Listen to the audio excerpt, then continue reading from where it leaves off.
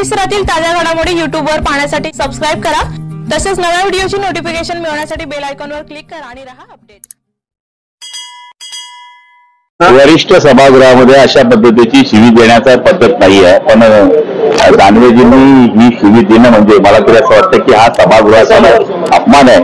आणि त्याच्या बाबतीमध्ये मला तरी वाटतं की ज्यावेळेस सभागृह सुरू होईल तर आम्ही सभापतींकडे ही मागणी करणार आहोत की ज्याप्रमाणे एखादा सभासद छोट्या मोठ्या चुका करतो त्यावेळेस तुम्ही वेगळ्या वेगळ्या शिक्षा त्यांना देत असतात। आता जर विरोधी पक्षनेता एक व्हॉलंटियर मुख्यमंत्र्याच्या दर्जाचा माणूस असतो की सरकार नंतर अपोजिशनला जे महत्व आहे त्याचा जो नेता असतो त्यांनी कसं वागावं आणि त्यांनी कसं बोलावं याचा न्याय आम्हाला द्यावा अशी मागणी आम्ही सभापतींकडे करणार आहोत। तर बघा, वक्तव्य कुठल्या याच्यापेक्षा आपण कोण आहोत, आपण प्रोटोकॉलच्या हिशोबाने विरोधी पक्षनेते आहोत। आपल्याकडे लोक न्याय भूमिकेतून बघण्याचा प्रयत्न करत असतात। सरकारकडनं न्याय मिळाला नाही तर हा आमचा बोलणारा आवाज आहे म्हणून बोलत असतात। तर शिवाय हा काय आवाज होऊ शकतो काय?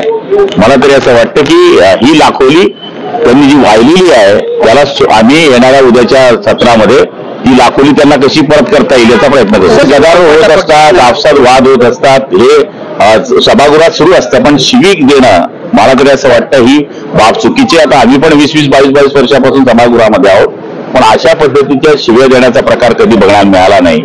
आणि दानवे मला तरी असं वाटतं कोणाच्या तरी बाजूला बसल्यामुळे बिघडले की काय असं मला वाटतं। बाळासाहेबांचे सगळे शिवसैनिक आहे, बोट तोडलं म्हणजे काय एक प्रकारची धमकीच झाली ना।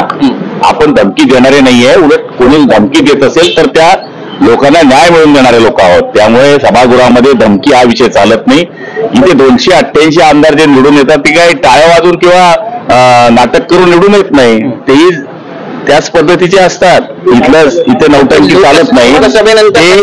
ते सभागृहात जे आले आहेत ते लोकांमधून आले नसल्यामुळे त्यांना हे असं वाटतं। यासारख्या इतर बातम्या बघण्यासाठी आमच्या चॅनलला सबस्क्राइब करायला विसरू नका।